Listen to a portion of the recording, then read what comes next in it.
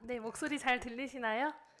네, 초대해 주셔서 감사합니다. 앞에 저도 김관훈 목사님 따라서 이렇게 너무 좋은 가사들로 사실 저희 강연 앞에 이렇게 씨를 뿌려 주셔가지고 오늘 제가 굉장히 나누고 싶은 얘기가 그 가사 안에 다 담겨 있어서 사실 굉장히 놀랐거든요.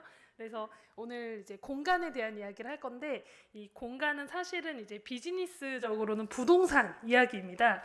네, 저는 우리 크리스찬들이 부동산 이슈에 굉장히 관심이 많이 가질 필요가 있다고 생각을 하는데, 어떤 면에서 그런지 오늘 저희들의 활동 이야기와 함께 이야기를 한 20에서 30분간 나눠 드리도록 하겠습니다. 네, 먼저 이 스페이스 클라우드라는 서비스를 만들고 있는 저희 회사 소개를 잠깐 드리고, 오늘은 이제 저희 회사 얘기보다는 제가 하고 싶은 이야기가 있어서 이 자리에 왔는데, 일단 저희 회사가 좀 연관되어 있습니다. 먼저 저희 회사는 그 엔스페이스라고 해서 뭔가 이렇게 사람들의 관계가 회복되고 뭔가 모일수록 이제 행복해지는 그런 공간이 N개로 늘어났으면 좋겠다 해서 만들어진 이름입니다. 그래서 네트워크, 여기도 이제 굉장히 우리 사역자분들께서 네트워크 중요하게 여기시는데, 도시에 그런 네트워크를 만들자 해서 만든 이제 엔스페이스라는 회사입니다. 저희 회사가 하는 일은 이제 몇 가지가 있는데, 제가 만지면 이렇게 멈춰지네요. 그냥 아니면 스태프분이 넘겨주셔도 돼요. 제가 이렇게 누르면. 네. 네. 첫 번째는 이제 오늘 저희가 뒤에 많이 말씀드리게 될 저희 대표 브랜드가 이제 스페이스 클라우드라는 서비스가 있고요. 이 서비스에는 시간 단위로 이렇게 이제 공간을 빌릴 수 있도록 해주고 있습니다. 예전에는 공간을 빌리는 일이 2시간만 빌리려고 해도 이제 계약서 써야 되고 뭔가 이제 복잡했었는데, 이제는 거의 대부분의 공간들이 이제 웬만하면은 온라인에서 예약도 될 수 있고 아주 편하게 쓸 수 있습니다. 저희 서비스가 조금 기여를 한 것 같아요. 네. 두 번째로는 저희가 이렇게 공간 공유 플랫폼 비즈니스를 하는 이면에 실제로는 부동산 시행과 운영 사업도 같이 하고 있습니다. 실제로 저희가 이제 유휴지로 버려졌던 땅을 이제 서울시랑 같이 작업을 해가지고 이제 사회주택이라고 해서 강남에 있거든요. 청년들에게 이제 시세보다 저렴하게 살 수 있는 주택도 공급하고 있고, 또 코워킹 스페이스라고 해서 같이 일할 수 있는 적정 비용의 오피스들, 또 그런 대관 시설들도 직접 공급하고 있습니다. 이렇게 부동산을 열심히 저희가 개발하고 운영하게 된 이제 이유가 있는데요. 오늘 여기 모이신 MZ세대 분들, 또 MZ세대 분들을 대상으로 사역하시는 많은 우리 크리스찬 커뮤니티에 나누고 싶은 이야기가 있습니다. 네. 저희 회사가 벌써 창립된 지 이제 올해 9년 차예요. 내년 10주년이 됩니다. 그래서 저희가 10주년 행사를 열심히 저희도 준비하려고 하고 있는데, 이 회사 처음에는 저는 프로젝트로 시작했거든요. 굉장히 작은 이제 도시의 문제를 해결해 보자, 도시를 사용하시는 분들의 불편을 개선해 보자 하고 프로젝트로 시작한 회사가 어느새 9년 차를 맞았고, 저희 플랫폼에는 100만 명이 넘는 MZ세대 사용자분들이 생겼어요. 이제 이렇게 어떤 뭐랄까 변화, 이런 좋은 이제 임팩트를 얻게 된 배경에는 저희 회사의 출발 지점이 있습니다. 바로 제가 책에도 담겨놨지만 이 도시의 문턱을 좀 해결하고 싶은 저는 어떤 도시 혁신, 소셜 벤처 이런 마음으로 회사를 시작을 하게 됐어요. 제 관점에서 도시의 문턱이 뭐냐면, 아마 여러분들도 많이 공감하시는 주제일 거고, 한국에 오셔서 공부하시는 우리 유학생분들도, 또 계신 우리 이주민 정착민분들도 너무 많이 공감하시는 그런 문제일 겁니다. 네, 제 눈에 보이는 몇 가지 도시의 문턱의 풍경을 말씀드려 볼게요. 첫 번째 풍경은 강남 테헤란로에 있는 그 대로에서 제가 직접 촬영한, 저희 팀이 촬영한 것인데요. 지금도 가면 굉장히 많은 공간들이 이렇게 임대 포스터가 붙여져 있어요. 굉장히 많은 공간들이 이제 주인을 찾고 있는 거죠. 쓸 사람 찾고 있습니다. 이렇게 포스터가 많이 붙여져 있는데요. 이거를 이제 지표로 보면 우리나라 국토부는 분기마다 상가 공실률, 오피스 공실률을 발표를 합니다. 근데 발표가 코로나 때문에 좀 더 강화되긴 했어요. 코로나 때 이제 워낙 모임을 못하게 하고 영업을 못하게 해서 공실률이 늘긴 했는데, 사실 서울의 주요 상권에서도 건물들이 많이 공급되어 있지만 실제로 공실률이 낮아지지 않고 있습니다. 이런 게 이제 첫 번째 저의 풍경이죠. 공간은 많은데 뭔가 비어 있다. 그럼 이제 쓸 사람이 없어서 그러냐? 그렇진 않습니다.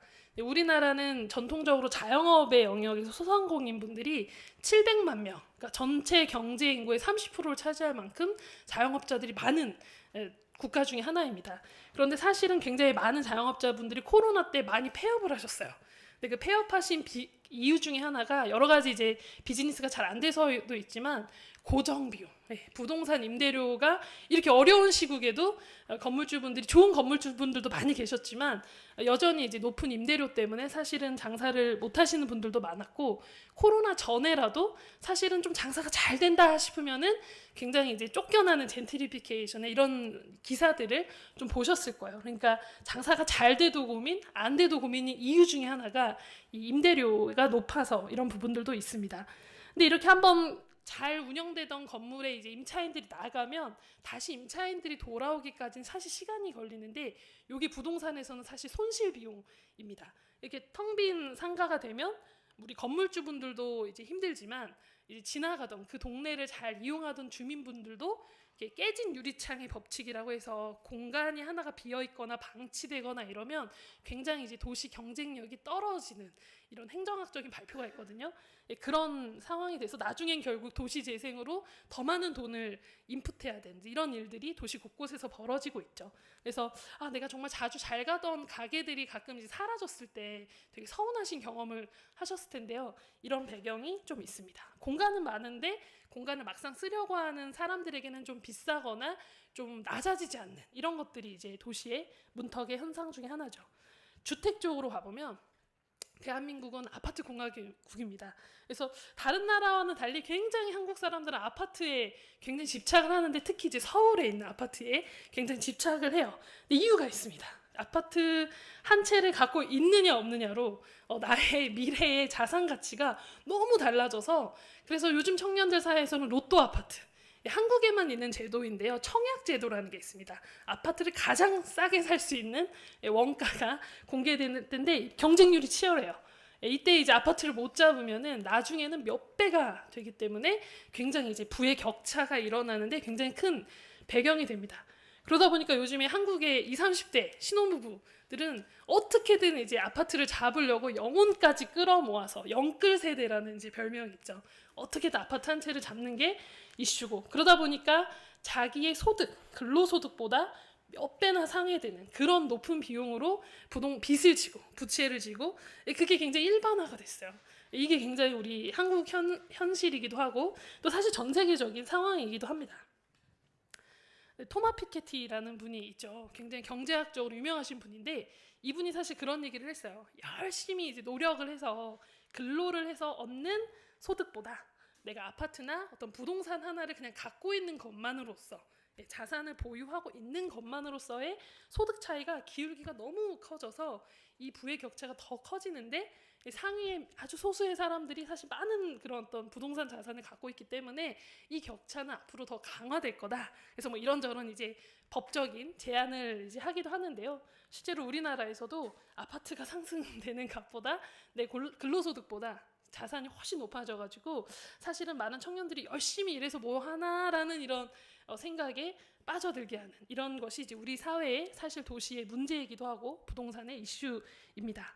분위기가 많이 심각해졌어요. 제가 오늘 심각한 얘기를 가져왔는데, 사실 우리가 하고 있는 활동들이 이런 심각한 문제를 해결하고 조금이라도 개선해보고 싶어서 비즈니스를 하는데요. 근데 제가 좀 안타까웠던 거는 어떤 부동산 회사는 벌써 아이들의 모델을 이제 써가지고 내 꿈은 건물주, 열심히 살아서 노력해서 어떤 부가가치나 창의적인 가치를 만드는 것보다 건물주가 돼야 된다, 이런 걸 이제 사회가 권장하는 이런 모습이 굉장히 좀 안타까웠고, 크리스찬들은 좀 기분 나빠야 돼요. 이렇게 조물주의 건물주 이런 말 들어보신 적 있으시죠? 기사도 그렇게 나오고 그런 강의도 막 열려요. 이제 하나님이라면 기분 나쁠 것 같아요. 그 정도로 사회가 그런 자산을 갖고 있느냐 없느냐가 중요하고, 그래서 청년들이 도저히 내가 열심히 일을 해서 도저히 따라갈 수 없는 그 자산의 격차 때문에 코인 이런 데 이제 몰빵했다가 최근에 코인 사태 한번 났었죠. 그런 이제 한탕주의에 빠지기도 하고, 이제 이런 사회가 저는 도시 혁신을 하고 싶은 이제 저의 입장에서는 뭔가 좀 문제가 있다. 이 문제 계속해서 도시의 비용을 높게 만들고 격차를 만드는 어떤 근본 원인은 무엇인가, 이런 걸 좀 고민하게 했던 것 같아요. 근데 사실은 부동산과 도시 전문가들은 다 아는 얘기긴 합니다. 사실 부동산 전체의 가격이 내려가지 않는 이유는 건물 때문은 아니고요. 바로 사람이 직접 만들 수 없는 이 토지라는 한정적인 이 재화 때문에입니다. 사실 우리나라는 역사상 한 번도 토지가가 내려간 적이 없고, 특히 기회가 많이 몰리는 서울이나 수도권일수록 가만히 있어도 토지가 가격이 높아지다 보니까 점점 더 우리는 비싼 비용으로 도시에 머물게 되고, 기회가 조금씩 이제 높은 비용을 지불해야만 이 도시에 머물 수 있게 되는 거죠. 이런 문제를 좀 어떻게 좀 해결해 볼 수 있을까, 이런 고민으로 비즈니스를 시작을 했어요. 그래서 두 번째 이제 제가 바라보는 문제 배경이었고요. 근데 이게 너무 거대한 문제인 것 같은 거예요. 부동산 문제를 해결한다는 거는 사실 이 앞에서 발표할 기회를 얻었지만 짧은 시간에 해결할 수 있는 문제는 아니라고 저는 생각을 하고, 또 무조건 토지를 갖고 계신 분들이 나쁘냐, 이런 것도 사실 아니고, 어떤 원리가 하나님께서 우리 사회를 지으셨을 때, 주 하나님이 지으신 세계에서는 어떤 원리가 작동하는 것이 맞느냐, 거기서부터 좀 고민을 해봤습니다. 그랬더니 성경에 너무나도 놀랍게도 이 토지, 사람이 만들 수 없는 토지 자원에 대한 핵심적인 가르침이 있는 거예요. 제가 대학교 때 그 대천덕 신부님 강연을 듣고, 또 이제 헨리 조지 진보와 빈곤 책 읽고 너무 놀랐어요. 아니, 성경에 이런 경제학적인 엄청난 원리가 있구나. 네, 대천덕 신부님 계셨던 예수원에 가면 세워져 있는 레위기 말씀인데요. 이게 저의 사실 인생의 좀 좌표이기도 하고, 저희 공간공유 비즈니스의 사실 철칙이 되는 철학이기도 합니다. 근데 제가 그 여름학교 성경 때 인용했던 이스라엘을 하나님이 세우시고 여호수아 세대를 통해서 땅을 이제 나눠주시는 장면들이 있다는 거, 구약 성경 읽어보신 분들이면 다 기억을 하실 거예요. 하나님께서 이 왕이 다 땅을 소유하는 그 시대 때 이스라엘을 세워서 되게 독특한 방식의 경제적인 원리를 토지에다가 설계를 하세요. 첫 번째는 이스라엘은 왕도 땅을 국유화할 수가 없었어요. 가문에게 땅을 지파별로 필요마다 나눠주는 문화가 있어서, 혹시 나봇의 포도원 사건 기억하시나요? 나봇이라는 사람이 예쁜 정원을 갖고 있었는데, 이걸 아합 왕이, 북이스라엘 7대 왕이죠. 엄청 이제 악한 왕으로 비유되죠. 이걸 갖고 싶은데 그 국법 위에 희년법, 하나님이 주신 희년법이 이스라엘에 작동했기 때문에 그걸 자기가 갖지 못해서 끙끙 앓는 장면이 나옵니다. 거기서 이제 희년의 어떤 토지 제도들이 작동했다라는 걸 이제 근거로 많이 두는데요. 그래서 외국에서 온 이세벨이라는 이제 여왕이 그거 뺏어라 이렇게 해서 무력으로 빼앗아서 나중에 이제 어떤 전쟁이 일어나는 어떤 계기가 되는 사건이기도 합니다. 그만큼 이스라엘은 왕도 함부로 이 토지를 가져갈 수 없는, 그 가문마다 사람마다 필요에 따라서 나눠주신 그런 제도가 있었어요. 그래서 레위기를 좀 읽어보면은, 이게 부동산 관점으로 제가 좀 읽어봤거든요.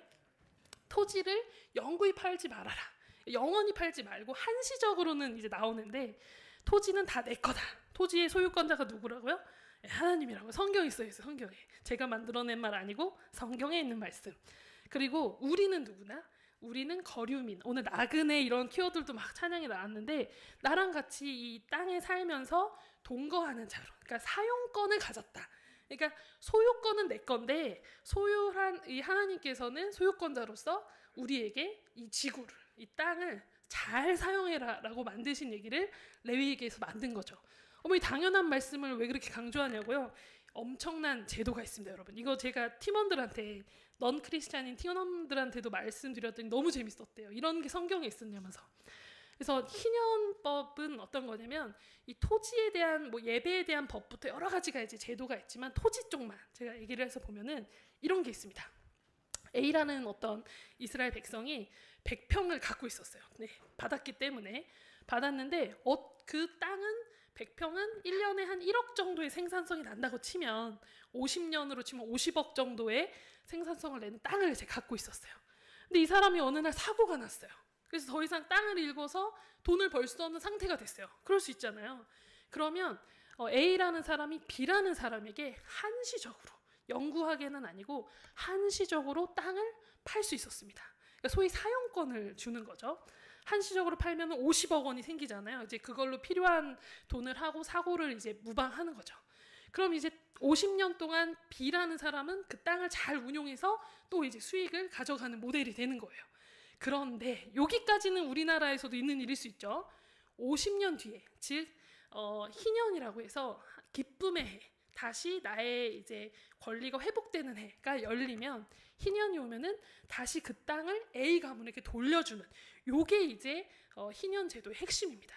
땅을 영구히 팔지 않고 필요한 사람에게 돌려줘서 수익을 나눌 수 있는 그런 제도를 갖고 있는 거죠. 근데 여기서 또 재밌는 것은 만약에 내 주변에 A라는 사람의 이웃이 우리 이웃이 땅을 뺏겼어. 너무 안쓰러워. 사람은 자산이 있어야지 노예가 되지 않고 자기 걸로 먹고 살 수 있는데 하면서 나머지 이제 빚을 갚아줄 수가 있어요. 그럼 다시 그대로 땅이 자기한테 돌려줍니다. 이게 바로 희년의 무르기 제도라는 건데요. 이게 바로 기업 물을 자. 예수 그리스도가 대신 우리 어떤 죄를 이제 갚아주신 것처럼 대신 토지의 권리를 회복시켰다라는 이제 메시지가 이 희년 제도 안에 담겨 있어요. 자, 이걸 제가 이렇게 강조하는 이유는 뭐냐면 하나님께서 이 예전의 농경 사회나 이 희년이 실행됐던 사회나 지금 하나님의 말씀을 믿고 사는 우리 크리스천들에게 어떤 동일한 원칙과 가르침을 주시는 게 맞다면 아마 이런 것이지 않을까라고 저는 이제 상상을 해봤어요. 바로 자유인으로 살아가는 삶입니다. 자기 토지와 자기 자산이 있으면 사실 누군가에게 이렇게 굴복하거나 이렇게 노예처럼 살지 않고 자기 노력으로 살아갈 수 있는 사회가 되는 것이거든요. 그래서 희년의 사회에서는 절대 노예가 될 수가 없었어요. 왜냐면 아버지 때는 잠깐 어려워도 다시 땅이 나한테 50년 뒤에는 돌아오기 때문에 그래서 자산이 회복되고 권리가 회복되는 이런 공평하게 잘 땅을 사용하는 사람들의 원칙을 이 시대 때 말씀에 담고 있었습니다. 좀 길게 설명을 드렸나요?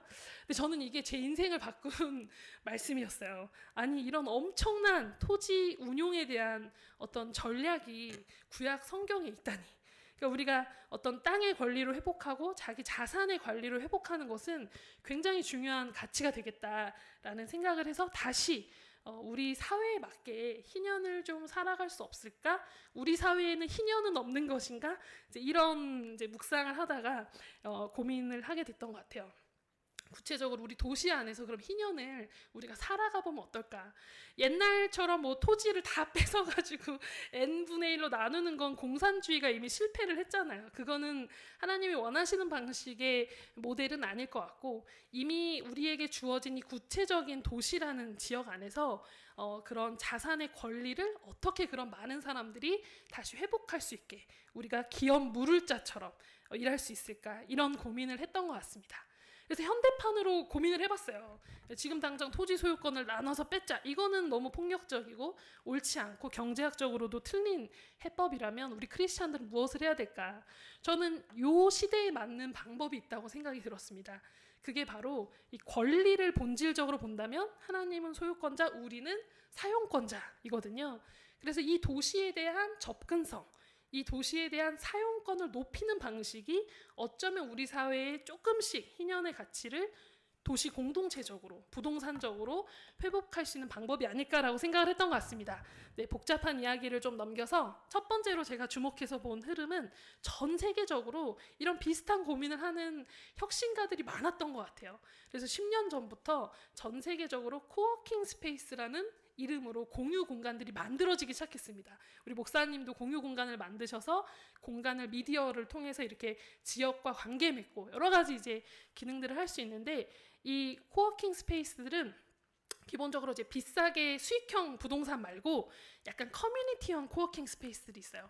그래서 같이 공간을 쓰면서 비용을 저렴하게 내고 또 같이 공간을 쓰다 보니까 거기 모여있는 사람들끼리 사회적 자본을 쌓을 수 있는 거죠. 그래서 저는 일단 공유 공간이 많아지는 것 자체, 양적으로 많아지고 또 질적으로 좋은 공간들이 많아지는 게 첫 번째 희년을 실현하는 방법이라고 생각을 했습니다. 그래서 저희 회사는 열심히 이렇게 유휴부지나 혹은 잘 안 쓰이는 공간들을 잘 사용할 수 있는 서비스 공간을 만드는 일들부터 사업을 이제 시작을 했었고요. 그리고 많은 공공기관들과 또 교회들에서도 공간을 공유하는 일들에 참여해주기 시작하셨어요. 그리고 일반 어떤 기업가들, 공간 기획자들도 공간을 열심히 이제 만들고 공유하면서 정말 10년 전과 국내에서만 봐도 비교할 수 없는 많은 공유 공간들이 만들어졌고, 뭐 공간 대여가 됐든 뭐 공유 오피스가 됐든 저렴한 비용으로 사용할 수 있는 도시의 사용권이 많이 높아졌습니다. 그래서 우리 MZ 세대들은 굳이 내가 공간을 소유하지 않아도 이용할 수 있는 적정 비용의 공간이 많아진다면 굳이 무리하게 소유를 하고자 하는 노력을 할 필요가 없겠죠. 점점 우리 사회가 그렇게 만들어져 가고 있습니다. 두 번째는 이제 저희가 지금 메인 비즈니스를 하고 있는 플랫폼입니다. 사실 부동산 업계에서는 그 다 오프라인으로 소수에게 정보가 흘러가다 보니까 이용자들은 정작 필요한 정보를 얻기가 되게 어렵습니다. 근데 우리 한국뿐만 아니라 지금 전 세계적으로 프롭테크 비즈니스라는 판이 열리고 있어요. 프롭테크는 프로퍼티, 부동산 플러스 테크, 비즈니스의 조합입니다. 그래서 우리나라에도 프롭테크 포럼이 있고, 뭐 직방부터 시작해서 스페이스워크, 뭐 빅밸류, 굉장히 부동산에 관련된 예전에는 우리 개인 일반인들이 접근할 수 없었던 수많은 부동산 정보들이 이 플랫폼들을 통해서 많이 유통되고 있어요. 이건 저는 굉장히 건강하고 좋은 현상이라고 생각을 합니다. 왜냐하면 사람들이 정보를 갖고 있으면 그 정보를 가지고 할 수 있는 선택권이 되게 넓어지거든요. 그러니까 저희 같은 플랫폼 비즈니스 하는 팀들, 프롭테크 비즈니스 하는 팀의 이제 사회적 역할은 뭐냐면, 이제 사람들이 오프라인에서 많은 일들이 벌어졌지만 이제는 그 건물 하나를 매입하는 것도 요즘에는, 그리고 건물을 이용하는 것도 거의 이제 MZ 세대들 사이에서는 온라인으로 많이 일어나고 있어요.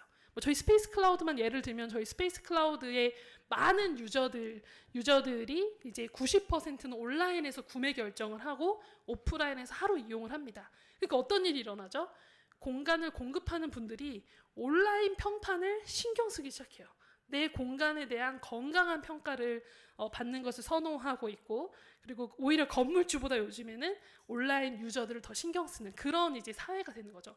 저는 점점 더 부동산은 정보 공개가 되고 더 많은 이제 사용자들의 선택권이 높아지게 하는데 이 프롭테크 비즈니스들이 역할할 수 있을 거라고 생각합니다. 시간이 많지 않아서 세 번째 솔루션은, 이거는 이제 부동산을 조금 아시는 분들에게 드리고 싶은 이제 저희들의 제안인데, 실제로 저희 엔스테이블도 그렇고 뭐 로컬 스티치도 그렇고 지금 이제 공유 재산이라고 해서 정부가 갖고 있는 부동산을 활용해서 이제 굉장히 이제 저렴한 주택이나 공간들이 많이 공급되어지고 있는데, 옛날에는 건물주 하면 제일 힘이 센 뭐 그런 사람들인 것처럼 비추었지만 이제는 건물주 분들도 굉장히 스마트해지시고 굉장히 다양한 건물주들이 한 건물을 민주적으로 운영을 해서 굉장히 건강한 방식으로 도시의 공간들을 창출하는 방식의 비즈니스들이 살아남고 있어요. 그러니까 옛날같이 굉장히 이렇게 막 임대료도 안 깎아주시고 이렇게 실력 있는 공간 기획자들을 그냥 마음을 슬프게 하시면 요즘엔 그 건물들에 아무도 들어가려고 하지 않아요. 이게 저는 변화의 시작인 것 같아요. 근데 굉장히 능동적으로 건물주와 공간을 이용하시는 분들이 협력해서 공간의 가치를 높이는 케이스들이 점점 한국 사회에도 나타나고 있기 때문에 이런 다양한 방식의 건물, 토지 소유 모델들이 또 그런 기술들이 조금씩 그런 어떤 부동산의 문턱을, 기회의 문턱을 낮추고 있다. 이 얘기를 여러분들에게 꼭 드리고 싶었습니다. 그러니까 쉽게 생각하면 공유 공간을 만드는 일부터 여러분들이 공유 공간을 많이 이용해 주시는 일들이 점점점 우리 사회 부동산의 헤게모니를 풀고 문턱을 낮추고 점점 더 건강하고 좋은 부동산 시장을 만들 수 있다. 이런 이야기를 드리고 싶었습니다. 마지막입니다. 저는 아까 아이들의 꿈이 건물주, 이거 되게 슬프게 생각했는데요. 네덜란드에 굉장히 이런 부동산 문제가 많이 해결된 그런 커뮤니티에서의 20, 30대들은 내 브랜드를 만들어야지, 내 크리에이터를 만들어야지, 내 작품을 만들어야지, 이게 그들의 꿈이에요. 왜냐하면 도시를 이용하는 데 있어서의 비용이 높지 않고 헤게모니가 그렇게 강하지 않기 때문에 그들은 내 집 한 채 마련하기 위해서 인생을 걸지 않습니다. 그들이 인생을 거는 건 자기들의 꿈, 자기들의 창발성이에요. 저는 우리 다음 세대가 부동산 때문에 내 집 한 채 마련하는 것 때문에 그렇게 소진되지 않았으면 좋겠어요. 우리 사회가 건강한 부동산 시장을 만들어서 다음 세대들이 자기 꿈을 실컷 꿔도 자기 다음을 마음껏 펼쳐도 하나님 기뻐하시는 그런 도시의 모델들이 나왔으면 좋겠다라는 마음으로 열심히 비즈니스를 하고 있습니다. 저희 스페이스 클라우드 앞으로 이제 우리나라에서 시작했지만 전 세계의 많은 MZ 세대들과 함께 이 도시를 공유하게 만들고 도시의 부동산 시장을 건강하게 만드는 툴이 되고 싶습니다. 많이 기도해 주시고 또 관심 가져주셨으면 좋겠습니다. 고맙습니다. 네, 감사합니다.